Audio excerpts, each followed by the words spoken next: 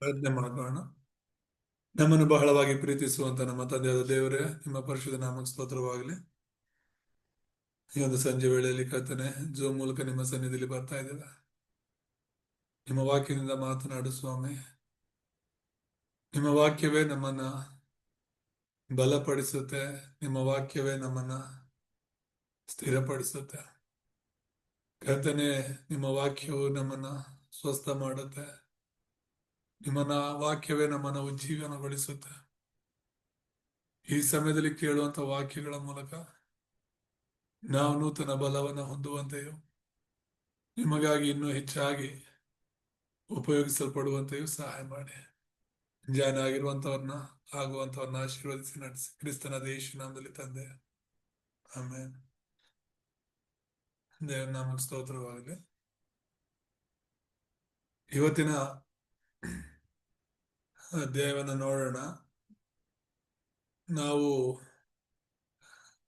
10ನೇ ಅಧ್ಯಾಯವನ್ನ ಕಳೆದ ವಾರ ಮುಗಿಸ್ತೀವಿ. ಇವತ್ತಿನಿಂದ 11ನೇ ಅಧ್ಯಾಯವನ್ನ ನಾವು ನೋಡೋಣ. ಈ 11ನೇ ಅಧ್ಯಾಯ ರಕ್ಷಣೆ ಬಗ್ಗೆ ನಾವು ನೋಡ್ತೇವೆ. ರಕ್ಷಣೆ ಅಂದ್ರೆ ಏನು, ಯಾವುದರಿಂದ ನಮಗೆ ರಕ್ಷಣೆ, ಹೇಗೆ ಅದನ್ನ ನಾವು ಪಡ್ಕೋಬಹುದು ಅನ್ನುವಂಥದ್ದನ್ನ ಈ ಒಂದು ಅಧ್ಯಾಯದಿಂದ ನಾವು ಅರ್ಥ ಮಾಡ್ಕೊಳ್ಳುವಂತ ಪ್ರಯತ್ನ ಮಾಡೋಣ. ರಕ್ಷಣೆ ಹೊಂದ್ಕೊಳ್ಳೋದು, ರಕ್ಷಣೆಯ ಭರವಸೆ ಹೊಂದಿರೋದು ವ್ಯತ್ಯಾಸ ಇದೆ. ಕಳೆದ ಭಾನುವಾರ ನಾನು ಸಭೆಯಲ್ಲಿ ವಾಕ್ಯ ಕೊಟ್ಟಾಗ ಒಂದು ಕ್ರಿಸ್ತನ ಬರುವಿಕೆಗಾಗಿ ನಾವು ಸಿದ್ಧರಾಗಿರ್ಬೇಕು ಅಂತ, ಅದರಲ್ಲಿ ಸಭೆಯಲ್ಲಿರುವಂತ ವಿಶ್ವಾಸಿಗಳ ಬಗ್ಗೆನೆ ನೋಡುವಾಗ 2 ವಿಧವಾದ ವಿಶ್ವಾಸಿಗಳನ್ನ ಅಥವಾ 2 ರೀತಿಯ ಗುಂಪುಗಳನ್ನ ನಾವು ನೋಡಬಹುದು. ಒಂದು ರಕ್ಷಣೆಯ ಭರವಸೆ ಇರೋರು, ಇನ್ನೊಂದು ರಕ್ಷಣೆಯ ಭರವಸೆ ಇಲ್ಲದೆ ಇರೋರು ಅಂತ. ರಕ್ಷಣೆ ಭರವಸೆ ಇಲ್ದಿರೋರು ಅವಿಶ್ವಾಸಿಗಳಿಗೆ ಸಮಾನ. ಯಾರು ರಕ್ಷಣೆ ಭರವಸೆ ಹೊಂದಿರ್ತಾರೋ ಅವ್ರು ಮಾತ್ರನೇ ವಿಶ್ವಾಸಿಗಳು ಮತ್ತು ದೇವರ ಮಕ್ಕಳಾಗಿ ಜೀವಿಸಲಿಕ್ಕೆ ಸಾಧ್ಯ. ಹಾಗಾದ್ರೆ ಆ ರಕ್ಷಣೆ ಅಂದ್ರೆ ಏನು, ಆ ರಕ್ಷಣೆ ಭರವಸೆ ಅಂದ್ರೆ ಏನು ಅನ್ನೋದನ್ನ ನಾವು ನೋಡೋಣ. ಒಂದು ವಚನ ಓದ್ಕೊಳ್ಳೋಣ. ಎಫೆಸ 2ನೇ ಅಧ್ಯಾಯ 1 ಮತ್ತು 2ನೇ ವಚನ ಸ್ಕ್ರೀನ್ ಮೇಲೇನೆ ಇದೆ. ಆತನು ಅಪರಾಧಗಳ ಮತ್ತು ಪಾಪಗಳ ದೆಸೆಯಿಂದ ಸತ್ತವರಾಗಿದ್ದ ನಿಮ್ಮನ್ನು ಸಹ ಬದುಕಿಸಿದನು. ನೀವು ಪೂರ್ವದಲ್ಲಿ ಅಪರಾಧಗಳನ್ನು ಪಾಪಗಳನ್ನು ಮಾಡುವವರಾಗಿದ್ದು ಇಹಲೋಕಾಚಾರಕ್ಕೆ ಅನುಸಾರವಾಗಿ ನಡೆದುಕೊಂಡಿರಿ. ವಾಯುಮಂಡಲದಲ್ಲಿ ಅಧಿಕಾರ ನಡೆಸುವ ಅಧಿಪತಿಗೆ, ಅಂದರೆ ನಂಬಲೊಲ್ಲದವರನ್ನು ಅವಿಧೇಯತೆಗೆ ಈಗ ಪ್ರೇರೇಪಿಸುವ ಆತ್ಮನಿಗೆ ಅನುಸಾರವಾಗಿ ನಡೆದುಕೊಂಡಿರಿ. ಮತ್ತಿನ್ನೊಂದು ವಚನ ಇದೆ, ನಾವು ಓದುವುದಾದ್ರೆ 1 ಯೋಹಾನ 5ನೇ ಅಧ್ಯಾಯ 11ರಿಂದ 13ನೇ ವಚನ. ಆ ಸಾಕ್ಷಿ ಯಾವುದೆಂದರೆ, ದೇವರು ನಮಗೆ ನಿತ್ಯ ಜೀವವನ್ನು ಅನುಗ್ರಹಿಸಿದನು. ಆ ಜೀವವು ಆತನ ಮಗನಲ್ಲಿ ಅದೇ ಎಂಬುದೇ. ಯಾವನು ದೇವರ ಮಗನನ್ನು ಅಂಗೀಕರಿಸಿದ್ದಾನೋ ಅವನಿಗೆ ಆ ಜೀವ ಉಂಟು.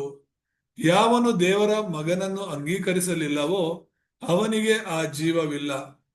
ದೇವರ ಮಗನ ಹೆಸರಿನಲ್ಲಿ ನಂಬಿಕೆ ಇಟ್ಟಿರುವವರಾದ ನಿಮ್ಮಲ್ಲಿ ನಿತ್ಯ ಜೀವ ಉಂಟೆಂದು ನಿಮಗೆ ಗೊತ್ತಾಗುವಂತೆ ಈ ಮಾತುಗಳನ್ನು ಬರೆದಿದ್ದೇನೆ. ದೇವರ ಮಗನ ಹೆಸರಿನಲ್ಲಿ ನಂಬಿಕೆ ಇಟ್ಟಿರುವವರಾದ ನಿಮ್ಮಲ್ಲಿ ನಿತ್ಯ ಜೀವ ಉಂಟೆಂದು ನಿಮಗೆ ಗೊತ್ತಾಗುವಂತೆ ಈ ಮಾತುಗಳನ್ನು ಬರೆದಿದ್ದೇನೆ ಅಂತ ಹೇಳಿ ಯೋಹಾನನ್ ಹೇಳ್ತಿರೋದನ್ನ ನಾವು ನೋಡ್ಬೋದು. ಸೊ ಇಲ್ಲಿ 2 ವಚನಗಳನ್ನ ನೋಡಿದ್ದು, 2 ವಚನಗಳ ಭಾಗವನ್ನ ಎಫೆಸ 2:1-2 ನೋಡೋದಾದ್ರೆ, ನಾವು ರಕ್ಷಣೆ ಹೊಂದದೆ ಅಥವಾ ದೇವರಿಂದ ದೂರವಾಗಿ ಸೈತಾನನ ಮಕ್ಕಳಾಗಿದ್ದೀವಿ, ಸೈತಾನನಿಂದ ನಡೆಸಲ್ಪಡ್ತಾ ಇದ್ವಿ, ಸೈತಾನನ ಆಧಿಪತ್ಯದಲ್ಲಿ ಇದ್ದೀವಿ ಅಂತ. 2ನೇ ವಚನ ನಮಗೆ ತಿಳಿಸ್ತಾ ಇರುವಂತದ್ದು ಏನಂದ್ರೆ, ಕ್ರಿಸ್ತ ಯೇಸುವಿನಲ್ಲಿ ನಮಗೆ ಆ ಜೀವ ಇದೆ, ನಿತ್ಯ ಜೀವ ಅಂತ. ಸ್ವಲ್ಪ ವಿವರವಾಗಿ ನೋಡೋದಾದ್ರೆ ಈ ಒಂದು ಅಧ್ಯಾಯದಲ್ಲಿ ಒಂದು 3 ಪಾಯಿಂಟ್ಗಳಾಗಿ ನಾವು ನೋಡ್ಬೋದು. ಮೊದಲನೇದಾಗಿ ಮುಖ್ಯ ಅಂಶ ಏನಂದ್ರೆ, ರಕ್ಷಿಸಲ್ಪಡದವರ ಸ್ಥಿತಿ ಅಂತ.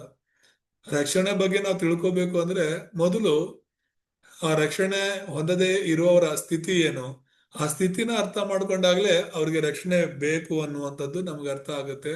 ಆ ರಕ್ಷಣೆ ಎಷ್ಟು ಅವಶ್ಯಕತೆ ಅನ್ನೋದು ನಮಗೆ ಅರ್ಥ ಆಗುತ್ತೆ. ಸೊ ಇಲ್ಲಿ ಇದ್ರ ಕೆಳಗಡೆ ನಾವು ನೋಡುವಾಗ ಸತ್ತ ಆತ್ಮದ ಸ್ಥಿತಿ ಎಂಬುದಾಗಿ ನೋಡ್ತಿದ್ದೆ. ಸತ್ತ ಆತ್ಮದ ಸ್ಥಿತಿ ಅಂದ್ರೆ ಏನು? ಎಫೆಸ 2:1 ನಾವೀಗಾಗ್ಲೇ ಓದ್ಕೊಂಡ್ವಿ. ಅದರಲ್ಲಿ ವಚನ ಹೇಳುವ ಹಾಗೆ ಪೂರ್ವದಲ್ಲಿ ನಾವು ಅಪರಾಧಗಳಲ್ಲಿ ಮತ್ತು ಪಾಪಗಳ ದೆಸೆಯಿಂದ ಸತ್ತವರಾಗಿದ್ವಿ ಅಂತ ವಚನ ತುಂಬಾ ಸ್ಪಷ್ಟವಾಗಿ ಹೇಳುತ್ತೆ. ಸೊ ಆ ಒಂದು ಅಪರಾಧಗಳ ಮತ್ತು ಪಾಪಗಳ ದೆಸೆಯಿಂದ ಸತ್ತವರಾಗಿದ್ದ ನಮ್ಮನ್ನ ಯೇಸು ಕ್ರಿಸ್ತನು ಬದುಕಿಸಿದನು ಎಂಬುದಾಗಿ. ಆದ್ರೆ ಸತ್ತಿದ್ದೇವೆ ಅನ್ನೋದು ಮುಖ್ಯ ಇಲ್ಲಿ. ಯೇಸು ಕ್ರಿಸ್ತನನ್ನ ನಂಬಿ ರಕ್ಷಣೆ ಹೊಂದುವಂಥದ್ದು ಅದು 2ನೇ ಭಾಗ. ಆದ್ರೆ ಆ ವಚನದಲ್ಲಿ ಮೊದಲನೇ ಭಾಗ ಏನು? ಅಪರಾಧಗಳ ಮತ್ತು ಪಾಪಗಳ ದೆಸೆಯಿಂದ ನಾವು ಸತ್ತಿದ್ದುವು ಅಂತ ಹೇಳಿ. ಇದು ಯಾವುದ್ರ ಬಗ್ಗೆ ಮಾತನಾಡ್ತಿದೆ ಅಂದ್ರೆ ದೇಹದ ಬಗ್ಗೆ ಅಲ್ಲ, ನಮ್ಮಲ್ಲಿರುವಂತಹ ಆತ್ಮದ ಬಗ್ಗೆ, ಆತ್ಮಿಕ ಮರಣದ ಬಗ್ಗೆ ಮಾತನಾಡ್ತಾ ಇರುವಂತದ್ದು. ಮರಣ ಅಂದ್ರೆ ಆಗ್ಲೇ ಹೇಳಿದೆ ಬೇರ್ಪಡೋದು ಅಂತ. ಮನುಷ್ಯನು ಯಾವಾಗ ದೇವರಿಂದ ದೂರವಾದ್ನೋ ಅವನು ಸತ್ತು ಹೋದ ಅಂತಾನೆ ಅರ್ಥ. ಆತ್ಮಿಕವಾಗಿ ಅವನು ಸತ್ತು ಹೋದ. ಮತ್ತೆ 2ನೇದಾಗಿ ನಾವು ನೋಡುವಾಗ ತುಳಿತಕ್ಕೊಳಗಾದ ಸ್ಥಿತಿ ಅಂತ ಹೇಳಿ, ಅಂದ್ರೆ ಎಂತ ಒಂದು ಪರಿಸ್ಥಿತಿ ಆ ಆತ್ಮಕ್ಕೆ ಬಂತು ದೇವರಿಂದ ದೂರವಾದ್ಮೇಲೆ, ಆ ಆತ್ಮದ ಸ್ಥಿತಿ ಏನು, ಎಷ್ಟು ಮಟ್ಟಕ್ಕೆ ಅದು ತುಳಿಯಲ್ಪಡ್ತು ಅಥವಾ ಎಷ್ಟು ಮಟ್ಟಕ್ಕೆ ಅದು ಬಂಧಿಸಲ್ಪಡ್ತು, ಎಂತ ಪರಿಸ್ಥಿತಿ ಅದಕ್ಕೆ ಬಂತು ದೇವರಿಂದ ದೂರ ಆದ್ಮೇಲೆ ಅನ್ನುವಂಥದ್ದನ್ನ ನಾವು ನೋಡುವಾಗ, ಮೊದಲನೇದಾಗಿ ಯೋಹಾನ 8:44 ಅದು 6 ಅವಿಶ್ವಾಸಿಯ ಸ್ಥಾನಗಳನ್ನ ನಾವು ನೋಡಬಹುದು. ಮೊದಲನೇದಾಗಿ ಅದು ಸೈತಾನನ ಮಗು ಎಂಬುದಾಗಿ, ಅಂದ್ರೆ ಸೈತಾನಿಗೆ ಸೇರಿದವರಾಗಿ ಮಾರ್ಪಟ್ರು. ದೇವರ ಮಕ್ಕಳಾಗಿದ್ದ ನಾವು ಸೈತಾನ ಮಕ್ಕಳಾಗುವಂಥದ್ದು. ಈಗ ಆದಾಮ ದೇವರ ಮಗ ಎಂಬುದಾಗಿ ಲೂಕನು ಬರೆದ ಸುವಾರ್ತೆಯಲ್ಲಿ ನಾವು ನೋಡ್ತೇವೆ. ಸಂತಾನದ ಬಗ್ಗೆ ನೋಡುವಾಗ ಆದಾಮ ದೇವರ ಮಗುವಾಗಿದ್ದ, ಹವ್ವಳು ದೇವರ ಮಗುವಾಗಿತ್ತು.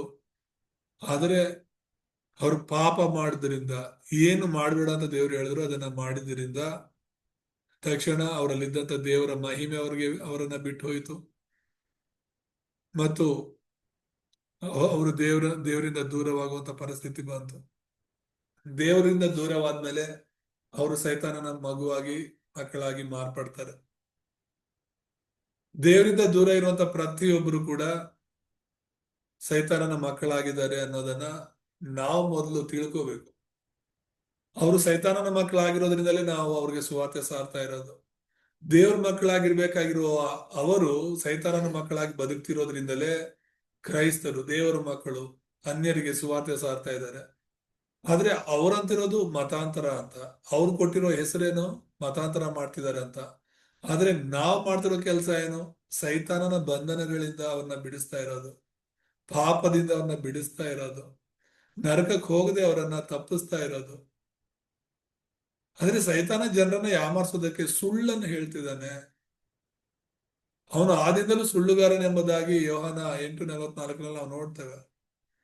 ಅವನು ಸುಳ್ಳನ್ನು ಹಬ್ಬಿಸುತ್ತಾ, ನಾವು ಮಾಡ್ತಿರುವಂತದ್ದು ಆತ್ಮಿಕ ಕಾರ್ಯ. ಇದು ಶರೀರಕ್ಕೆ ಸಂಬಂಧನೇ ಇಲ್ಲ. ನಮ್ಮ ಹೆಸರುಗಳು ಬದಲಾಗ್ಬೇಕು ಅನ್ನೋದಿಲ್ಲ, ನಮ್ಮ ಜಾತಿ ಮತ ಧರ್ಮ ಬದಲಾಗ್ಬೇಕು ಅಂತ ಇಲ್ಲ. ಇದು ಧರ್ಮನೇ ಅಲ್ಲ. ಕ್ರೈಸ್ತತ್ವ ಅನ್ನೋದು ಧರ್ಮನೇ ಅಲ್ಲ, ಇದು ರಕ್ಷಣೆಯ ಮಾರ್ಗ.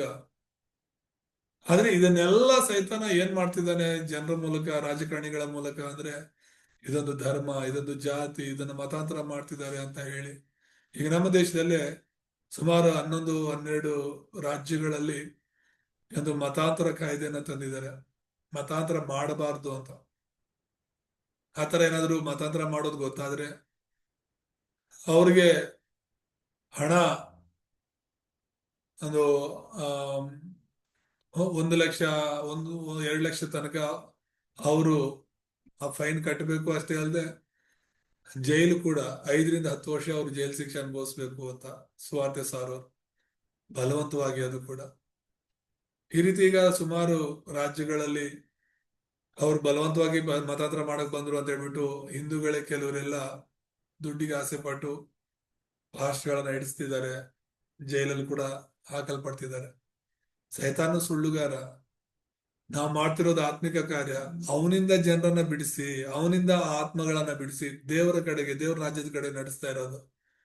ಆದ್ರೆ ಅದನ್ನ ಅವನು ಬೇರೆ ರೀತಿಯಲ್ಲಿ ಹೇಳ್ತಾ ಸಭೆಗೂ ದೇವರ ಸೇವೆಗೂ ತಡೆ ಆಗ್ತಿದ್ದಾನೆ.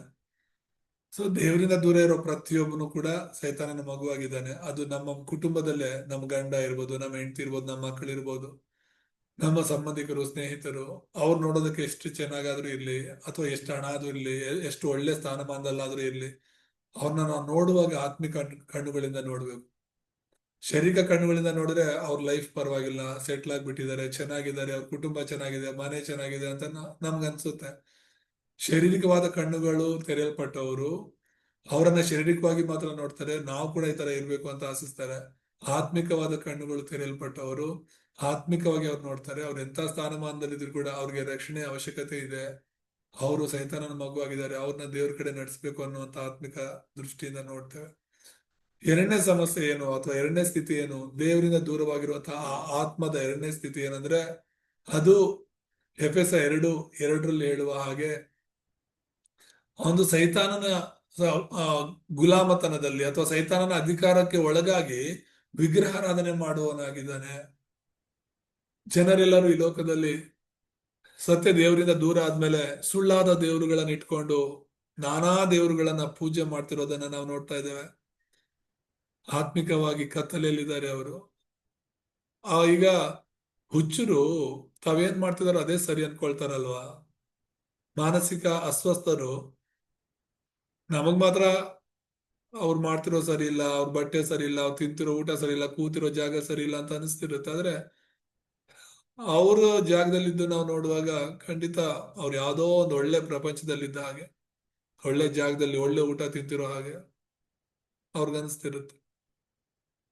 ಹಾಗೆ ಈ ಸೈತಾನ ಅನ್ಯ ಜನರಿಗೆಲ್ಲ ಮಂಕು ಮಾಡಿ ಅವರ ಆತ್ಮಿಕ ಸ್ವಾತಂತ್ರ್ಯವನ್ನ ಕದ್ದುಕೊಂಡು ಅವ್ರನ್ನ ಆತ್ಮಿಕ ಕುರುಡರನ್ನಾಗಿ ಮಾಡಿಬಿಟ್ಟು ಅವನ ಗುಲಾಮರಾಗಿ ಮಾಡ್ಕೊಂಡಿದ್ದಾನೆ. ಎಫೆಸ 2:2 ವಚನದಲ್ಲಿ ಅದೇ ನಾವು ನೋಡ್ತೇವೆ. ನೀವು ಪೂರ್ವದಲ್ಲಿ ಅಪರಾಧಗಳನ್ನು ಪಾಪಗಳನ್ನು ಮಾಡುವರಾಗಿದ್ದು ಈ ಅಲೋಕಾಚಾರಕ್ಕೆ ಅನುಸಾರವಾಗಿ ನಡೆದುಕೊಂಡಿರಿ. ವಾಯುಮಂಡಲದಲ್ಲಿ ಅಧಿಕಾರ ನಡೆಸುವ ಅಧಿಪತಿಗೆ, ಅಂದರೆ ನಂಬಲೊಲ್ಲದವರನ್ನು ಅವಿಧೇಯತೆಗೆ ಈಗ ಪ್ರೇರೇಪಿಸುವ ಆತ್ಮನಿಗೆ ಅನುಸಾರವಾಗಿ ನಡೆದುಕೊಂಡಿರಿ ಅಂತ ಹೇಳಿ. ಅಂದ್ರೆ ಸೈತಾನಿಗೆ ಗುಲಾಮರಾಗ್ಬಿಟ್ಟಿದ್ದೀರಾ ನೀವು, ದೇವ್ರಿಗಲ್ಲ. ದೇವ್ರ ಮಾತನ್ನೆಲ್ಲ ನೀವು ಕೇಳ್ತಿರೋದು, ಸೈತಾನನ ಮಾತು ಕೇಳ್ಕೊಂಡು ವಿಗ್ರಹಾರಾಧನೆಯಲ್ಲಿ ಮುಳುಗಿದ್ದೀರಾ ಅಂತ. ಇನ್ನು ಮೂರನೇ ಸ್ಥಿತಿ ನೋಡಿದ್ರೆ, ಆ ಒಂದು ಆತ್ಮಿಕ ಮರಣ ಅಂದ್ರೆ ಆ ಮೂರನೇ ಸ್ಥಿತಿ ಎಫೆಸ 2:3 ನಾವು ನೋಡುವಾಗ, ಅದು ದೇವರ ಕೋಪಕ್ಕೆ ಗುರಿಯಾಗುವ ಬಗ್ಗೆ ಯಾವಾಗಲೂ ಚಿಂತಿತರಾಗಿರುತ್ತಾರೆ ಮತ್ತು ಸ್ವಭಾವತಃ ಕೋಪಕ್ಕೆ ಗುರಿಯಾಗುತ್ತಾರೆ ಎಂಬುದಾಗಿ ನಾವು ನೋಡ್ತೇವೆ. 3ನೇ ವಚನ ಓದುವಾಗ, ನಾವೆಲ್ಲರೂ ಪೂರ್ವದಲ್ಲಿ ಅವಿಧೇಯರಾಗಿದ್ದು ಶರೀರಭಾವದ ಆಸೆಗಳಿಗೆ ಅಧೀನರಾಗಿ ಶರೀರಕ್ಕೂ ಮನಸ್ಸಿಗೂ ಸಂಬಂಧಪಟ್ಟ ಇಚ್ಛೆಗಳನ್ನು ನೆರವೇರಿಸುತ್ತಾ ನಡೆದು ಮಿಕ್ಕಾದವರಂತೆ ಸ್ವಭಾವ ಸಿದ್ಧವಾಗಿ ದೇವರ ಕೋಪಕ್ಕೆ ಗುರಿಯಾಗಿದ್ದೆವು ಅಂತ. ಅಂದ್ರೆ ಇದು ಮಾನಸಿಕ ಸಮಸ್ಯೆಗೆ ಸೂಚಿಸುತ್ತೆ. ಸ್ವಾಭಾವಿಕವಾಗಿನೇ ನಾವು ದೇವರಿಗೆ ಕೋಪ ಬರುವಂತೆ ಮಾಡ್ತಾ ಇದೀವಿ, ದೇವರ ಕೋಪಕ್ಕೆ ನಾವು ಗುರಿ ಆಗ್ತಾ ಇದೀವಿ ಸ್ವಾಭಾವಿಕವಾಗಿ. ಅಂದ್ರೆ ಈಗ ನಾವೇನ್ ಮಾಡ್ತಿದೀವಿ ಅದು ನಮ್ಮ ಕಣ್ಣಿಗೆ ಸರಿ ಕಾಣುತ್ತೆ, ಆದ್ರೆ ದೇವ್ರಿಗೆ ಅದು ಸರಿ ಕಾಣ್ತಾ ಇಲ್ಲ. ಸ್ವನೀತಿ ಮೇಲೆ ಆಧಾರವಾಗೋದು, ಧರ್ಮಗಳ ಮೂಲಕ ನಾವು ರಕ್ಷಣೆ ಹೊಂದೋದಕ್ಕೋ ಪರಲೋಕ ಹೋಗೋದಕ್ಕೋ ಪ್ರಯತ್ನ ಮಾಡುವಂಥದ್ದು, ದಾನ ಧರ್ಮಗಳ ಮೂಲಕ ಖಂಡಿತ ನೀತಿವಂತರಾಗೋದಕ್ಕೆ ಸಾಧ್ಯ ಇಲ್ಲ. ಅದೆಲ್ಲ ನಾವು ಮಾಡ್ತಾ ಇದ್ರು ಕೂಡ ದೇವ್ರ ದೃಷ್ಟಿಯಲ್ಲಿ ನಾವು ಹುಚ್ಚರ ತರನೇ ಕಾಣ್ತಿರ್ತೀವಿ. ಯಾಕಂದ್ರೆ ಅವೆಲ್ಲ ದೇವ್ರ ದೃಷ್ಟಿಯಲ್ಲಿ ಹೊಲಸು ಬಟ್ಟೆ ಅಂತ ಕಾಣುತ್ತೆ. ಕ್ರಿಸ್ತನ ಹೊರಗಡೆ ನಾವೆಂತ ಒಳ್ಳೆ ಕಾರ್ಯಗಳನ್ನ ಮಾಡಿದ್ರು ಕೂಡ ಖಂಡಿತವಾಗ್ಲೂ ಕೂಡ ಅದು ದೇವರಿಗೆ ಕೋಪ ಬರ್ಸುವಂಥದ್ದು, ಅದರಿಂದ ಪ್ರಯೋಜನ ಏನು ಇರೋದಿಲ್ಲ. ಮತ್ತೆ 4ನೇ ಸ್ಥಿತಿ ಏನು ಅವ್ರದ್ದು ಅಂತ ಹೇಳಿದ್ರೆ, ಯಾವಾಗ್ಲೂ ದೈಹಿಕ ನೋವುಗಳನ್ನು ಅನುಭವಿಸ್ತಾರೆ ಅಂತ ಹೇಳ್ಬಿಟ್ಟು. ಅಪೊಸ್ತಲ ಕೃತ್ಯಗಳು 8:4-8 ಒಂದು ಉದಾಹರಣೆಯಾಗಿ ನಾವು ತೆಗೆದುಕೊಳ್ಳುವಾಗ, ಅಲ್ಲಿ ಫಿಲಿಪ್ಪನು ಸುವಾರ್ತೆ ಸಾರೋದಕ್ಕಾಗಿ ಸಮರ್ಯ ಪಟ್ಟಣಕ್ಕೆ ಹೋಗ್ತಾನೆ. ಆ ಸುವಾರ್ತೆ ಸಾರ್ಲಿಕ್ಕೆ ಹೋಗುವಾಗ ಅನೇಕ ರೋಗಗಳಿಂದ ಇರುವಂತವರು ಅಲ್ಲಿಗೆ ಬರೋದನ್ನ ನಾವು ನೋಡ್ತೇವೆ. ಅನೇಕ ರೋಗಿಗಳು 4-8 ಓದುವಾಗ ಚದರಿ ಹೋದವರು ಅಲ್ಲಲ್ಲಿ ಹೋಗಿ ಸ್ವಾರ್ಥ ವಾಕ್ಯವನ್ನು ಸಾರುತ್ತಿದ್ದರು. ಫಿಲಿಪ್ಪನು ಸಮರ್ಯವೆಂಬ ಪಟ್ಟಣಕ್ಕೆ ಹೋಗಿ ಕ್ರಿಸ್ತನನ್ನು ಅಲ್ಲಿರುವವರಿಗೆ ಪ್ರಕಟಿಸಿದನು. ಗುಂಪಾಗಿ ಕೂಡಿದ ಜನಗಳು ಫಿಲಿಪ್ಪನ ಮಾತುಗಳನ್ನು ಕೇಳಿ ಅವನು ಮಾಡಿದ ಸೂಚಕ ಕಾರ್ಯಗಳನ್ನು ನೋಡಿ ಅವನು ಹೇಳಿದ ಸಂಗತಿಗಳಿಗೆ ಏಕ ಮನಸ್ಸಾಗಿ ಲಕ್ಷ್ಯ ಕೊಟ್ಟರು. ಯಾಕಂದರೆ ಅನೇಕ ರೋಗಗಳಿಂದ ದೆವ್ವಗಳು ಅನೇಕರೊಳಗಿಂದ ದೆವ್ವಗಳು ಮಹಾಶಬ್ದದಿಂದ ಕೂಗಿ ಹೊರಗೆ ಬಂದವು ಮತ್ತು ಅನೇಕ ಪಾರ್ಶ್ವವಾಯು ರೋಗಿಗಳು ಕುಂಟರು ಸ್ವಸ್ಥ ಮಾಡಲ್ಪಟ್ಟರು. ಆ ಪಟ್ಟಣದಲ್ಲಿ ಬಹು ಸಂತೋಷವಾಯಿತು ಎಂಬುದ. ಅಂದ್ರೆ ಇಲ್ಲಿ ನಾವು ನೋಡ್ಬೇಕಾಗಿರುವಂತದ್ದು ಎಲ್ಲಿಂದ ಬಂತು ಇದೆಲ್ಲ, ಅನೇಕ ರೋಗಗಳು ಹೇಗೆ ಬಂತು? ಕುರುಡುತನ, ಕುಂಟುತನ, ಪಾರ್ಶ್ವವಾಯು, ನಮಗೆ ಗೊತ್ತಿಲ್ಲದಿರುವಷ್ಟು ರೋಗಗಳಿದೆ. ನಮಗೆ ನಮ್ಮ ಶರೀರದಲ್ಲಿ ಗೊತ್ತಿಲ್ಲದಿರುವಂತ ಅನೇಕ ರೋಗಗಳು. ಇದೆಲ್ಲ ಬರೋದಕ್ಕೆ ಕಾರಣ ಆತ್ಮ ಸತ್ತ ಸ್ಥಿತಿಯಲ್ಲಿ ಇದ್ದಿದ್ದಕ್ಕೆ, ದೇವರಿಂದ ದೂರವಾಗಿದ್ದಕ್ಕೆ. ಮತ್ತೆ 5ನೇದಾಗಿ ನಾವು ನೋಡುವಾಗ ಸತ್ತ ಆತ್ಮದ ಸ್ಥಿತಿ ಹೇಗಿದೆ ಅಂದ್ರೆ ಮರಣದ ನಂತರ ನರಕಕ್ಕೆ ಹೋಗುವಂತ ಸ್ಥಿತಿ. ಸರಿ, ಆತ್ಮ ಏನೋ ಸತ್ತಿದೆ ಅಂದ್ರೆ ದೇವರಿಂದ ದೂರ ಆಗಿದೆ. ಇನ್ನ ಶಾರೀರಿಕವಾಗಿ ಒಂದು ದಿನ ನಾವು ಸಾಯಲೇಬೇಕು. ಒಂದ್ ವೇಳೆ ಕ್ರಿಸ್ತನಿಲ್ಲದೆ ನಾವು ಸತ್ತರೆ, ರಕ್ಷಣೆ ಹೊಂದದೆ ದೇವರ ಬಳಿಗೆ ವಾಪಸ್ ಬರದೆ ನಾವು ಸತ್ತರೆ, ಈಗ ಬೈಬಲಲ್ಲಿ ಆ ಕೆಟ್ಟ ಕುಮಾರನ ಒಂದು ಸ್ಟೋರಿ ನೀವೆಲ್ಲರೂ ಓದಿದ್ದೀರಾ, ತಿಳಿದಿದ್ದೀರಾ. ಅವನು ಹೊರಗಡೆ ಹೋಗ್ಬಿಡ್ತಾನೆ, ಆಸ್ತಿ ತಗೊಂಡು ಎಲ್ಲ ಕಳ್ಕೊಬಿಡ್ತಾನೆ. ಆದ್ರೆ ಅವನಲ್ಲಿ ನಾವು ಕಲಿಬೇಕಾಗಿರೋಂಥ ನೀತಿ ಪಾಠ ಏನು? ಸರಿ, ಏನೋ ಮಾಡೋ ತಪ್ಪು ಮಾಡ್ಬಿಟ್ಟೆ, ನಮ್ಮ ಅಪ್ಪನಿಂದ ಆ ಒಂದು ಮನೆಯಿಂದ ಬಂದ್ಬಿಟ್ಟೆ, ನಾನು ಇನ್ಯಾವ ಮುಖ ಇಟ್ಕೊಂಡು ನಾನು ವಾಪಸ್ ಹೋಗ್ಲಿ ಅಂತ ಹೇಳ್ಬಿಟ್ಟು ಅವನು ಅಲ್ಲೇ ಇದ್ಕೊಂಡು ಸತ್ತಿದ್ರೆ ಅವನ ಜೀವನ ನರಕ ಆಗ್ಬಿಡೋದಲ್ವಾ, ನರಕಕ್ಕೆ ಹೋಗ್ಬಿಡ್ತಿದ್ದ. ಆದ್ರೆ ಆ ಪಶ್ಚಾತ್ತಾಪ ಅನ್ನೋದು ಬಂದು ಒಂದು ಸಲ ಅವನು ನಮ್ಮ ತಂದೆ ಹತ್ರ ಹೋಗೋಣ ಅಂತ ವಾಪಸ್ ಬಂದ. ಹಾಗೆ ಒಂದು ವೇಳೆ ಸಾಯಕ್ ಮುಂಚೆ ನಾವು ದೇವ್ರ ಕಡೆಗೆ ತಿರುಗಲಿಲ್ಲ ಅಂದ್ರೆ ಖಂಡಿತ ನರಕವೇ ನಮ್ಮ ಶಾಶ್ವತ ವಾಸಸ್ಥಳ. ಅವಿಶ್ವಾಸಿಗಳ ಸ್ಥಿತಿ ಅದೇನೆ, ದೇವರಿಂದ ದೂರವಾಗಿರುವಂತಹ ಜನರ ಸ್ಥಿತಿ ಅದೇ. ಶಾರೀರಿಕವಾದ ಒಂದು ಮರಣ ಸಂಭವಿಸುತ್ತೆ ಒಂದಲ್ಲ ಒಂದು ದಿನ. ಅದು ದುಡ್ಡಿರೋರ್ಗೆ, ಇಲ್ದಿರೋರ್ಗೆ, ಪ್ರತಿಯೊಬ್ಬರಿಗೂ. ಅವ್ರೆಷ್ಟೇ ಚೆನ್ನಾಗಿದ್ರು, ಎಷ್ಟೇ ದೊಡ್ಡ ದೊಡ್ಡ ಹುದ್ದೆಗಳಲ್ಲಿದ್ರು, ನೀನು ನಾನು ಜೀವನ ಪೂರ್ತಿ ಸಂತೋಷ ಪಡ್ಬೇಕಾಗಿರುವಂತ ವಿಷಯ ನಾವು ರಕ್ಷಣೆ ಹೊಂದಿರುವಂತ ದೇವರ ಮಕ್ಕಳು ಅನ್ನುವಂಥ ವಿಷಯ. ಬೇರೆ ಎಲ್ಲ ನಾಶ್ವರ, ಬೇರೆ ಎಲ್ಲ ಕೂಡ ನಾಶವಾಗುವಂಥದ್ದು. ಆದ್ರೆ ಈಗ ಬೇರೆ ವಿಷಯಗಳಲ್ಲಿ ನಾವು ಸ್ವಲ್ಪ ದಿನ, ಸ್ವಲ್ಪ ವರ್ಷ ಸಂತೋಷ ಪಡ್ಬೋದು. ಹಣ, ಆಸ್ತಿ, ವ್ಯಕ್ತಿಗಳು ಅಥವಾ ಸ್ಥಾನಮಾನಗಳು ಇವೆಲ್ಲ ತಾತ್ಕಾಲಿಕವಾದವುಗಳು. ಅವುಗಳಿಂದ ಸಿಗುವಂತಹ ಸಂತೋಷ ತಾತ್ಕಾಲಿಕನೇ. ಆದ್ರೆ ನಾವು ರಕ್ಷಣೆ ಹೊಂದಿದ್ದೀವಿ ಅನ್ನುವಂಥ ಭರವಸೆ ಉಳ್ಳವರಾಗಿದ್ರೆ ಮಾತ್ರನೇ ಜೀವನ ಪೂರ್ತಿ ನಾವು ಸಂತೋಷವಾಗಿ ಬದುಕಲಿಕ್ಕೆ ಸಾಧ್ಯವಾಗುತ್ತೆ. ಆದ್ರೆ ದೇವರಿಂದ ದೂರವಾಗಿರುವಂತವ್ರು ಸತ್ತು ನರಕಕ್ಕೆ ಹೋಗ್ತಾರೆ. ಅವ್ರು ಸತ್ತೋದ್ರು ಅಂತ ನಾವು ದುಃಖ ಪಡ್ತೀವಿ, ಅಳ್ತೀವಿ. ನಾವು ಅಳ್ಬೇಕಾಗಿರೋದವ್ರು ಶಾರೀರಿಕವಾಗಿ ಸಾಯೋದ್ರಿಂದ ಸತ್ತಾಗ ಅಲ್ಲ, ಅವ್ರ ಯೇಸು ನಂಬದೆ ದೇವರಿಂದ ದೂರ ಇರ್ತಾರಲ್ಲ, ಆಗ್ಲೇ ಅವ್ರು ಆತ್ಮಿಕವಾಗಿ ಸತ್ತಿರ್ತಾರಲ್ಲ, ಅದನ್ನ ನೋಡಿ ನಾವು ಅಳ್ಬೇಕಾಗಿರೋದು. ಅದಕ್ಕೊಂದು ಅರ್ಥ ಇರುತ್ತೆ. ಶಾರೀರಿಕವಾಗಿ ಸತ್ತಾಗ ಅದ್ರ ಪ್ರಯೋಜನ ಏನಿಲ್ಲ, ಪ್ರತಿಯೊಬ್ರು ಸಾಯಬೇಕು. ಜೀವ ಕೊಡಕ್ ನಮ್ ಕೈಲಿ ಆಗಲ್ವಲ್ಲ ಯಾರಿಗೂ. ಆದ್ರೆ ಸತ್ತ ಆತ್ಮದ ಸ್ಥಿತಿ ನರಕಕ್ಕೆ ಹೋಗ್ಬೇಕಾಗತ್ತೆ. ಇನ್ನು ಕೊನೆಯದಾಗಿ ನಾವು ನೋಡುವಾಗ 1 ಕೊರಿಂಥ 10ನೇ ಅಧ್ಯಾಯ 20ನೇ ವಚನದಲ್ಲಿ ಸಾವಿನ ನಂತರ ಮುಂದಿನ ಪೀಳಿಗೆಗೆ ಸಮಸ್ಯೆಗಳು ಬರುತ್ತೆ ಎಂಬುದಾಗಿ. ಸಾವಿನೊಂದಿಗೆ ಅಥವಾ ಮರಣದೊಂದಿಗೆ ಸಮಸ್ಯೆಗಳು ಇಲ್ಲದೆ ಹೋಗುತ್ತಾ ಅಂದ್ರೆ ಅಲ್ಲ. ಮತ್ತೆ ಅವರ ಶಾಪಗಳು, ಅವ್ರು ಮಾಡಿರುವಂತ ಎಲ್ಲ ಪಾಪಗಳು ಶಾಪಗಳಾಗಿ ಮಕ್ಕಳ ಮೊಮ್ಮಕ್ಕಳ ಮೇಲೆ ಬರುತ್ತೆ. ಅದನ್ನೇ ತಾನೇ ಇವಾಗ ನಾವು ನೋಡ್ತಾ ಇದ್ದೀವಿ. ನಮ್ಮ ದೇಶದಲ್ಲಿ ಆ ಜಾತಿ ಈ ಜಾತಿ, ಆ ಧರ್ಮ ಈ ಧರ್ಮ ಅನ್ಕೊಂಡು ತಂದೆ ತಾಯಿಗಳು ತಾತ ಮುತ್ತಾತರ ಕಾಲದಿಂದಲೂ ಕೂಡ ಅನೇಕ ಆಚಾರಗಳು, ಪದ್ಧತಿಗಳು, ಪೂಜೆ ಪುನಸ್ಕಾರಗಳು ಬಂದಿವೆ. ಈ ಸಮಯದಲ್ಲೇ ಎಲ್ಲಿ ನೋಡಿದ್ರು ಕೂಡ ಆ ಊರ ಹಬ್ಬ, ಗ್ರಾಮ ಹಬ್ಬ, ಗ್ರಾಮ ದೇವತೆಯ ಜಾತ್ರೆ, ಅದು ಇದು ಅಂತ ಎಲ್ಲಾ ಕಡೆ ಲೈಟಿಂಗ್ಸ್ ಹಾಕಿ ಎಲ್ಲಾ ಕಡೆನೂ ಅದ್ದೂರಿಯಾಗಿ ಮಾಡ್ತಿದ್ದಾರೆ. ಇದೆಲ್ಲ ಇರ್ಲಿಲ್ಲ. ಬತ್ತ ಬತ್ತ ಬತ್ತ ಬತ್ತ ಸೈತಾನ್ ಎಷ್ಟು ಮಟ್ಟಿಗೆ ಜನರನ್ನ ಮಂಕು ಮಾಡ್ತಿದ್ದಾನೆ.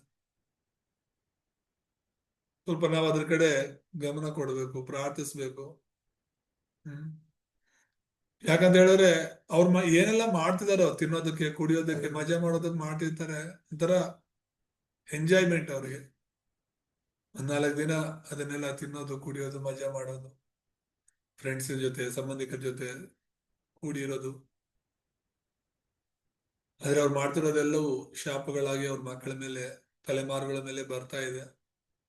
ಹೌದು, ನಮ್ಮ ಮಕ್ಕಳು ಹೀಗೇನೆ ಇರ್ಬೇಕು, ನಾವೇನ್ ಮಾಡ್ತಿದ್ವೋ ಹಾಗೆ ಇರ್ಬೇಕು ಅಂತಾನೆ ಅವ್ರು ಅನ್ಕೊಳ್ತಿದ್ದಾರೆ. ಯಾಕಂದ್ರೆ ಅವ್ರು ಮಾಡ್ತಿರೋದೇ ಸರಿ ಅಂತ ಅವ್ರು ಅನ್ಕೊಂಡಿರೋದ್ರಿಂದ. ಈ ಒಂದು 6 ಸ್ಥಿತಿಗಳನ್ನು ನಾವು ಗಮನಿಸಬೇಕು. ಆತ್ಮಿಕ ಸ್ವಾಸ್ಥ್ಯದಿಂದ ಮುಂದಿನ ಸಂತತಿ ನಾಶವಾಗುತ್ತಾರೆ. ದೆವ್ವಗಳನ್ನು ಅವರು ಸೇವಿಸ್ಲಿಕ್ಕೆ ಪ್ರಾರಂಭಿಸ್ತಾರೆ. 1 ಕೊರಿಂಥ 10:20 ಅದೇ ನಾವು ನೋಡೋದು. ನಾವು ಅರ್ಪಿಸುವಂತ ಬಲಿಗಳದು ದೇವರಿಗಲ್ಲ, ದೆವ್ವಗಳಿಗೆ ಅಂತ ಈ ವಚನ ಹೇಳುತ್ತೆ. ಜನರು ಅರ್ಪಿಸುವಂತ ಬಲಿಗಳು, ಜನರ ಅರ್ಪಿಸುವಂತ ಪೂಜೆಗಳು, ಜನರು ಮಾಡುವಂತ ಆರಾಧನೆಗಳು, ಭಜನೆಗಳು ದೇವ್ರಿಗಲ್ಲ, ಅದು ದೆವ್ವಗಳಿಗೆ ಅಂತ ತುಂಬಾ ಸ್ಪಷ್ಟವಾಗಿ ವಾಕ್ಯ ಹೇಳುತ್ತೆ. ಅವ್ರು ಹಾಗೆ ಮಾಡ್ತಾ ಹೋದ್ರೆ ಅವ್ರ ಮುಂದಿನ ಸಂತತಿ ಕೂಡ ನಾಶವಾಗ್ತಾ ಹೋಗುತ್ತಲ್ಲ. ಮತ್ತೆ ನಾವು ಮೊದಲನೇದಾಗಿ ನೋಡಿದ್ದು ರಕ್ಷಣೆ ಇಲ್ಲದವರ ಒಂದು ಸ್ಥಿತಿ ಬಗ್ಗೆ. ಆದ್ರೆ ಈಗ ಎರಡನೇದಾಗಿ ನೋಡುವಾಗ ರಕ್ಷಣೆ ಎಂದರೆ ಏನು ಅನ್ನೋದನ್ನ ಅರ್ಥ ಮಾಡ್ಕೋಬೇಕು. ಸರಿ, ಅದೆಲ್ಲ ರಕ್ಷಣೆ ಇಲ್ಲದೆ ಇರುವಂತವ್ರ ಸ್ಥಿತಿ ಆಗಿದೆ. ಹಾಗಾದ್ರೆ ನಿಜವಾದ ರಕ್ಷಣೆ ಅಂದ್ರೆ ಏನು? 3 ಕಾಲಗಳಲ್ಲಿ ಇದನ್ನ ನಾವು ಅರ್ಥ ಮಾಡ್ಕೊಳ್ಳೋಣ. ಅಂದ್ರೆ ಭೂತಕಾಲ, ಮತ್ತೆ ವರ್ತಮಾನ ಕಾಲ ಮತ್ತು ಭವಿಷ್ಯತ್ ಕಾಲ. ಈ 3 ಕಾಲಗಳಲ್ಲಿ ಕೂಡ ದೇವರು ನಮ್ಮನ್ನ ರಕ್ಷಿಸಿದ್ದಾನೆ. ಹಾಗಾದ್ರೆ ಏನಿದು ಭೂತಕಾಲದ ಸಮಸ್ಯೆಗಳ ಪರಿಹಾರ ಆಗಿದೆ ಅಂದ್ರೆ ಏನು? ಹೀಗೆ ಎಫೆಸ 2:1 ನಾವು ಓದ್ಕೊಂಡ ಹಾಗೆ, ಅಪರಾಧಗಳಲ್ಲಿ ಪಾಪಗಳಲ್ಲಿ ಸತ್ತದ್ದರಿಂದ ನಮ್ಮನ್ನ ದೇವ್ರು ಬದುಕಿಸಿದ್ದಾನೆ ಅಂತ ವಾಕ್ಯ ಹೇಳುತ್ತಲ್ವಾ. ಅಂದ್ರೆ ನಮ್ಮ ಒಂದು ಪಾಸ್ಟ್ ಟೆನ್ಸ್ ಅದು. ನಮ್ಮ ಒಂದು ಪಾಸ್ಟ್ ಏನು, ನಮ್ಮ ಒಂದು ಭೂತಕಾಲ ಏನು ಅಂದ್ರೆ ನಾವು ಸತ್ತಿದ್ವಿ. ಯಾವ್ದ್ರಲ್ಲಿ ಸತ್ತಿದ್ವಿ? ಅದೇ ಏನು ಅಂತ ನಾವು ನೋಡುವಾಗ ಮೂಲ ಪಾಪದ ಸಮಸ್ಯೆ, ವಾಸ್ತವ ಪಾಪಗಳು, ಪೂರ್ವಜರ ಪಾಪಗಳು, ಶಾಪಗಳು ಮತ್ತು ವಿಪತ್ತುಗಳು ಇವೆಲ್ಲ ನಮ್ಮ ಜೀವನದಲ್ಲಿತ್ತು. ಈ ಒಂದು 3 ರೀತಿಯಾದ ಪಾಪಗಳಾಗ್ಲಿ, ಮತ್ತೆ ಶಾಪಗಳಾಗ್ಲಿ, ವಿಪತ್ತುಗಳಾಗ್ಲಿ ನಮ್ಮ ಪೂರ್ವಿಕರಿಂದ ನಮ್ಮ ಮೇಲೆ ಬಂದಿರುತ್ತಲ್ಲ, ಇವೆಲ್ಲವೂ ನಮ್ಮ ಮೇಲಿತ್ತು. ಯೇಸು ಕ್ರಿಸ್ತನನ್ನ ನಂಬುವುದರ ಮೂಲಕ ಈ ಸಮಸ್ಯೆಗಳು ಪರಿಹಾರವಾಗಿವೆ. ಅದೇ ಹೇಗೆ ಅಂತ ನಾವು ನೋಡುವಾಗ, ಯೇಸು ಕ್ರಿಸ್ತನನ್ನು ನಾವು ಸ್ವೀಕರಿಸೋದ್ರ ಮೂಲಕ. ಹೇಗೆ ಸ್ವೀಕರಿಸಬೇಕು ಅಂತ ನೋಡುವಾಗ ಯೋಹಾನ 1:12 ತುಂಬಾ ಸ್ಪಷ್ಟವಾಗಿ ಹೇಳುತ್ತೆ. ಯಾರ್ಯಾರು ಆತನನ್ನ ಅಂಗೀಕರಿಸಿದ, ಅಂದ್ರೆ ಆತನ ಹೆಸರು ನಂಬಿಕೆ ಇಟ್ಟರು, ಅವ್ರಿಗೆ ದೇವರ ಮಕ್ಕಳಾಗುವ ಅಧಿಕಾರ ಕೊಟ್ಟನೆಂಬುದಾಗಿ. ಯೇಸು ಕ್ರಿಸ್ತನನ್ನು ಯಾರು ಅಂಗೀಕರಿಸ್ಕೊಂಡಿದಾರೋ ಅವ್ರಿಗೆ ದೇವರ ಮಕ್ಕಳಾಗುವ ಅಧಿಕಾರವ ಸಿಗುತ್ತೆ ಅಂತ ಹೇಳಿ. ರಕ್ಷಣೆ ಅಂದ್ರೇನೆ ದೇವರ ಮಕ್ಕಳಾಗೋದು. ತುಂಬಾ ಜನ ಅನ್ಕೊಳ್ಳೋದು ರಕ್ಷಣೆ ಅಂದ್ರೆ ದೀಕ್ಷಾಸನ ತಗೊಳ್ಳೋದು ಅಂತ. ಹೌದು, ದೀಕ್ಷಾಸನ ತಗೊಳ್ಳೋದು ಜಸ್ಟ್ ಒಂದು ಸೂಚನೆ ಅಷ್ಟೇನೆ. ರಕ್ಷಣೆ ಹೊಂದಿರೋರ್ಗೆ ದೀಕ್ಷಾಸನ ಕೊಡೋದು, ರಕ್ಷಣೆ ಹೊಂದೋದಕ್ಕಾಗಿ ದೀಕ್ಷಾಸನ ಕೊಡೋದಲ್ಲ. ನಾವು ರಕ್ಷಣೆ ತಗೊಂಡ್ಮೇಲೆ ನಾವು ರಕ್ಷಣೆ ಹೊಂದುತ್ತೀವಿ ಅಂದ್ರೆ, ದೀಕ್ಷಾಸನ ತಗೊಂಡ್ಮೇಲೆ ನಾವು ರಕ್ಷಣೆ ಹೊಂದುತ್ತೀವಿ ಅನ್ನೋದು ಅದು ಸರಿಯಾದ ನಂಬಿಕೆ ಅಲ್ಲ. ನಾವು ಯೇಸುವನ್ನ ನಂಬಿ ರಕ್ಷಣೆ ಹೊಂದಿರೋದ್ರಿಂದಲೇ ಅದಕ್ಕೆ ಸೂಚನೆಯಾಗಿ ದೀಕ್ಷಾಸ್ಥಾನವನ್ನ ನಾವು ತೆಗೆದುಕೊಳ್ತೇವೆ. ಅದು ಯೋಹಾನ 1:12 ಸ್ಪಷ್ಟವಾಗಿ ಹೇಳುತ್ತೆ, ಯೇಸುವನ್ನು ಅಂಗೀಕರಿಸ್ಕೊಳ್ಳೋರು ರಕ್ಷಣೆ ಹೊಂದುತ್ತಾರೆ. ಎಲ್ಲೂ ಕೂಡ ಬೈಬಲ್ ಅಲ್ಲಿ ದೀಕ್ಷಾಸ್ಥಾನ ತಗೊಳ್ಳೋದ್ರ ಮೂಲಕ ರಕ್ಷಣೆ ಬರುತ್ತೆ ಅಂತ ಇಲ್ಲ. ನಂಬಿ ದೀಕ್ಷಾಸ್ಥಾನ ತಗೊಂಡವ್ರಿಗೆ ರಕ್ಷಣೆ ಉಂಟಾಗುತ್ತೆ ಅಂತ ಇದೆ.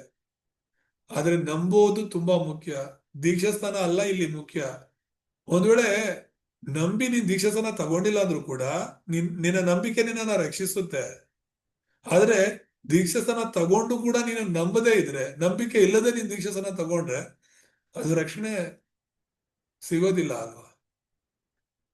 ಮತ್ತೆ ರೋಮ 8:2 ಹೇಳುವ ಹಾಗೆ, ಯಾಕಂದ್ರೆ ಜೀವವನ್ನುಂಟು ಮಾಡುವ ಪವಿತ್ರಾತ್ಮನಿಂದಾದ ನಿಯಮವು ನಿನ್ನನ್ನು ಪಾಪ ಮರಣಗಳಿಗೆ ಕಾರಣವಾದ ನಿಯಮದಿಂದ ಕ್ರಿಸ್ತ ಯೇಸುವಿನ ಮೂಲಕ ಬಿಡಿಸಿತು ಅಂತ ಹೇಳಿ ಇದೆ. ಅಂದ್ರೆ ಪೂರ್ವಕಾಲದಲ್ಲಿ, ನಮ್ಮ ಭೂತಕಾಲದಲ್ಲಿ ನಮಗೆ ಆ ಪಾಪ ಮತ್ತು ಮರಣಗಳು ಬಂಧಿಸಿತ್ತು. ಧರ್ಮಶಾಸ್ತ್ರದ ನಿಯಮ ಏನು ಅಂದ್ರೆ ನಾವು ಬಂಧಿಸಲ್ಪಟ್ಟಿದ್ವಿ ಪಾಪ ಮತ್ತು ಮರಣಗಳಲ್ಲಿ. ಆದ್ರೆ ಈಗ ಪರಿಹಾರ ಏನು ಅಂದ್ರೆ ಕ್ರಿಸ್ತ ಯೇಸುವಿನ ಮೂಲಕ, ತುಂಬಾ ಸ್ಪಷ್ಟವಾಗಿದೆ, ಕ್ರಿಸ್ತ ಯೇಸುವಿನ ಮೂಲಕ ಬಿಡಿಸಿತು ಎಂಬುದಾಗಿ. ದೇವರ ನಾಮಕ್ಕೆ ಸ್ತೋತ್ರ. ಸೊ ನಾವು ಭೂತಕಾಲದ ಸಮಸ್ಯೆಗಳಂದ್ರೆ ಈ ಪಾಪದಿಂದ ಬಿಡುಗಡೆ ಹೊಂದಿದ್ದೀವಿ. ಈಗ ನಮ್ಮ ಮೇಲಿರುವಂತಹ ಒಂದು ಭೂತಕಾಲದ ಸಮಸ್ಯೆ ಏನು? ಪಾಪ. ವರ್ತಮಾನ ಕಾಲದ ಸಮಸ್ಯೆ ಏನು? ಸೈತಾನ. ಭವಿಷ್ಯತ್ ಕಾಲದ ಸಮಸ್ಯೆ ಏನು? ನರಕ. ಯಾಕಂದ್ರೆ ನಾವು ಸತ್ತ ಮೇಲೆ ಒಂದ್ ವೇಳೆ ಯೇಸುನ ನಂಬದೆ ಸತ್ರೆ ನರಕಕ್ಕೆ ಹೋಗ್ತೀವಲ್ಲ, ಅದೇ ತಾನೇ ದೊಡ್ಡ ಸಮಸ್ಯೆ. ಈಗ ನಾವು ಬದುಕ್ತಾ ಇದ್ದೀವಿ ಅಂದ್ರೆ ಈಗ ಸಮಸ್ಯೆ ಏನು ನಮ್ದು ಅಂದ್ರೆ ಸೈತಾನ. ಮತ್ತೆ ನಮ್ಮ ಹಳೆಯ ಸಮಸ್ಯೆ ಏನು ಅಂದ್ರೆ ಪಾಪ. ಸೊ ಕ್ರಿಸ್ತನಲ್ಲಿ ನಾವು ಜೀವಿಸುವಾಗ ನಮ್ಮ ಪಾಪ, ಸೈತಾನ, ನರಕವೆಂಬ ಸಮಸ್ಯೆಗಳು ಪರಿಹಾರ ಆಗುತ್ತೆ ಅಂತ ನೋಡ್ತಾ ಇರುವಂತದ್ದು. ದೇವ್ರ ನಾಮಕ್ಕೆ ಸ್ತೋತ್ರ. ಭೂತಕಾಲದ ಸಮಸ್ಯೆ ನೋಡ್ತಿದ್ವಿ. ಮತ್ತೆ ವರ್ತಮಾನ ಕಾಲದ ಸಮಸ್ಯೆ ನಾನು ಆಗ್ಲೇ ಹೇಳಿದ ಹಾಗೆ ವರ್ತಮಾನ ಕಾಲದ ಸಮಸ್ಯೆಗಳ ಪರಿಹಾರ ಆಗಿದೆ. ಎಫೆಸ 2:2 ಏನದು ವರ್ತಮಾನ ಕಾಲದ ಸಮಸ್ಯೆ? ಆ ಒಂದು ವರ್ತಮಾನ ಕಾಲದ ಸಮಸ್ಯೆನ ನಾವು ನೋಡುವಾಗ ವಾಯುಮಂಡಲದಲ್ಲಿ ಆಧಿಪತ್ಯ ಮಾಡ್ತಿರುವಂತಹ, ಅಧಿಕಾರ ನಡೆಸ್ತಿರುವಂತಹ ಆ ಸೈತಾನನಿಗೆ ನಾವೇನಾಗಿದ್ದೇವಂತೆ? ಗುಲಾಮರಾಗಿದ್ದೇವೆ ಅಂತ. 2ನೇ ವಚನ ಹಾಗೇನೆ ಹೇಳುತ್ತೆ, ನೀವು ಪೂರ್ವದಲ್ಲಿ ಅಪರಾಧಗಳನ್ನು ಪಾಪಗಳನ್ನು ಮಾಡುವರಾಗಿದ್ದು ಇಹಲೋಕಾಚಾರಕ್ಕೆ ಅನುಸಾರವಾಗಿ ನಡೆದುಕೊಂಡಿರಿ. ವಾಯುಮಂಡಲದಲ್ಲಿ ಅಧಿಕಾರ ನಡೆಸುವ ಅಧಿಪತಿಗೆ, ಅಂದರೆ ನಂಬಲೊಲ್ಲದವರನ್ನು ಅವಿಧೇಯತೆಗೆ ಈಗ ಪ್ರೇರೇಪಿಸುವ ಆತ್ಮನಿಗೆ ಅನುಸಾರವಾಗಿ ನಡೆದುಕೊಂಡಿರಿ ಅಂತ. ನಮ್ಮ ಸಮಸ್ಯೆ ಏನು? ಸೈತಾನ್ಗೆ ಒಳಗಾಗ್ತಿರೋದು. ಸೈತಾನನ ಅಧಿಪತಿ, ಅವನ ಒಂದು ಅಧಿಕಾರದೊಳಗೆ ಇರುವಂತದ್ದು, ಅವನು ಹೇಳಿದಾಗೆ ನಾವು ಕೇಳ್ತಿರುವಂತದ್ದು. ನಮ್ಮ ಒಂದು ಪ್ರೆಸೆಂಟ್ ಸಮಸ್ಯೆ ಅದೇನೆ. ಈಗಿನ ವಾಸ್ತವ ಸಮಸ್ಯೆ ಸೈತಾನನಿಂದ ನಡೆಸಲ್ಪಡ್ತಾ ಇರೋದು. ಅದೇನು ಅಂತ ಹೇಳಿದ್ರೆ ಸೈತಾನ, ಪಿಶಾಚ, ದೆವ್ವಗಳಿಗೆ ಗುಲಾಮರಾಗಿ ವಿಗ್ರಹಾರಾಧನೆ ಮಾಡ್ಕೊಂಡು ಮೂಢನಂಬಿಕೆಗಳು, ನಮ್ಮ ವಿಧಿ ವಿಧಾನಗಳನ್ನ ಮಾಡ್ಕೊಂಡು ಜೀವಿಸ್ತಾ ಇರುವಂತದ್ದು. ಸೊ ಈ ಸೈತಾನನಿಂದಾಗಿನೇ ಈ ಎಲ್ಲ ವಿಗ್ರಹಾರಾಧನೆ ಇನ್ನೊಂದು ಮತ್ತೊಂದು ಮಾಡ್ಕೊಂಡು ಅವನೇ ನಮ್ಮನ್ನ ಆ ರೀತಿಯಾದ ಒಂದು ಮೂಢನಂಬಿಕೆಗಳಿಗೆ ನಡೆಸ್ತಾ ಇರೋದು. ನಂಬಿಕೆ ಬೇಕಾಗಿಲ್ಲ ಅವನಿಗೆ. ಮೂಢನಂಬಿಕೆಯಲ್ಲೇ ನಾವು ಬಿದ್ದು, ಮೂಢನಂಬಿಕೆಯಲ್ಲೇ ನಾವು ಸಾಯ್ಬೇಕು ಅನ್ನೋದು ಅವನ ಒಂದು ಪ್ರಯತ್ನ.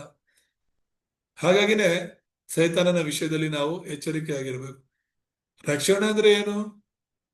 ನಾನಾಗ್ಲೇ ಪಾಪದಿಂದ ಬಿಡುಗಡೆ ಹೊಂದೋದು, ಅದಾಗ್ಲೇ ಕ್ರಿಸ್ತ ಯೇಸುವಿನಲ್ಲಿ ಮುಗಿದಿದೆ. ಈಗ ವರ್ತಮಾನ ಕಾಲದ ಸಮಸ್ಯೆ ಏನು? ಸೈತಾನ.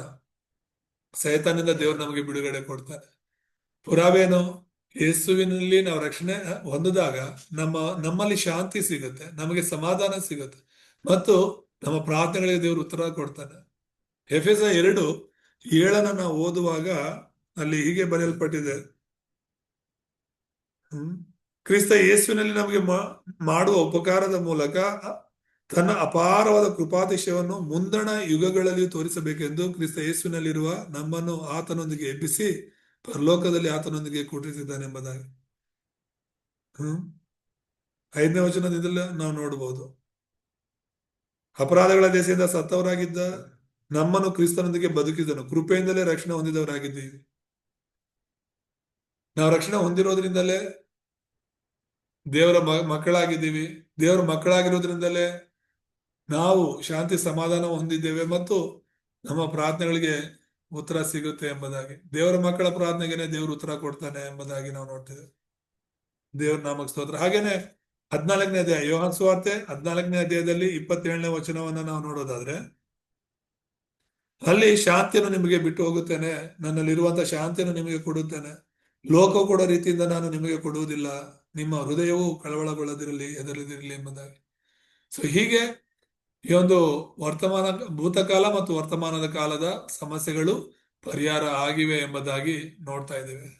ದೇವರ ನಾಮಕ್ಕೆ ಸ್ತೋತ್ರವಾಗಲಿ.